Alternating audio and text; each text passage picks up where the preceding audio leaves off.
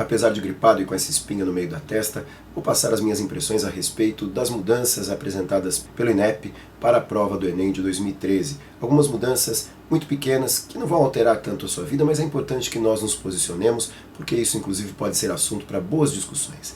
A questão principal é a respeito daquelas provas que tem a chacota, a brincadeira, o trocadilho, que o aluno fez, por exemplo, inserindo o hino do Palmeiras em 2 parágrafos, apesar de escrever o primeiro parágrafo de maneira adequada, o segundo parágrafo com propostas específicas de solução do problema da imigração que foi apresentado ano passado. Essa prova realmente tinha 2 parágrafos completamente fora daquilo que se propunha, além daquele caso famoso da receita do miojo.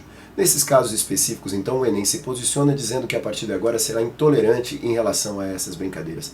Eu não vejo nenhum problema em estabelecer uma regra clara a respeito dessa questão da fuga de tema por brincadeira, por tentativa de ludibriar os corretores. Mas vejo com uma certa preocupação quando considero que a prova é feita por 6 milhões de alunos, 6 milhões de candidatos espalhados pelo Brasil. Como é que vai se diferenciar o limite daquilo que é brincadeira para a fuga de tema feita de forma não intencional, porque o aluno não tem aqueles recursos que um aluno formado numa escola particular de São Paulo teria. Como aquele aluno do interior de um estado nordestino, com uma formação muito precária, como esse aluno terá sempre a possibilidade de apresentar repertório para discussão de tema. É possível que ele utilize, por exemplo, a citação de uma música, a citação de uma música regional, a citação de uma conversa que ele teve com a família dele em casa durante a refeição. Como é que vai ser possível diferenciar o corretor?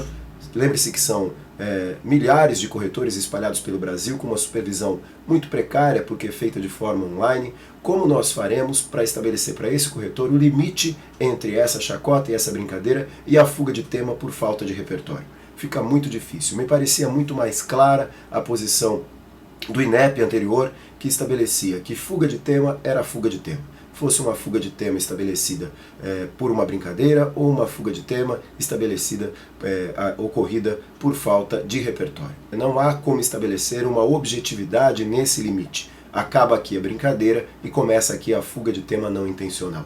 Fico preocupado em castigar um aluno que não teve uma formação adequada e vai utilizar a citação que for possível para ele, a referência que for possível para ele. Me parecia muito mais simples condenar aqueles 2 parágrafos da receita do miojo, aqueles 2 parágrafos do hino do Palmeiras e os correlatos, as redações que apresentassem características comuns, que nós condenássemos essa redação a uma nota baixa como elas efetivamente tiveram. Notas em torno de 500 e 600, porque só 2 parágrafos foram avaliados. Esse aluno com nota 600 e 500 sequer consegue uma posição numa faculdade federal daquelas fundadas pelo Lula durante o seu mandato. Faculdades com começo de atividade em que a concorrência ainda é muito pequena para cada vaga. Nem aí ele vai conseguir colocação. Então não vejo essa mudança como, em princípio, uma boa mudança, porque não via no formato anterior um problema. Não vai afetar você, que com certeza não colocaria o hino do Palmeiras no Enem, a não ser que fosse uma brincadeira feita em sala de aula. Então, para você não muda tanto, mas fique atento a isso. O que parece uma boa medida, me parece, na verdade, uma correção do INEP para um erro que não existia. Me parecia muito coerente a posição do INEP. Agora parece que nem eles sabiam direito o que estavam fazendo. Se fosse uma prova como da FUVEST, alguns corretores reunidos em 2 ambientes, corrigindo durante alguns dias num mês, 50 mil redações, com supervisores ali próximos que podem ler a redação e dizer: anule, essa aqui é brincadeira, não, deixa de ser tão subjetivo. Nós não temos condições de fazer isso numa prova de 6 milhões. O Enem tem inscrições exclusivamente até o dia 27 de maio, começa hoje, dia 13, e vai até dia 27 de maio, e você não pode perder essas inscrições porque elas não são prorrogadas. Um abraço, até o próximo.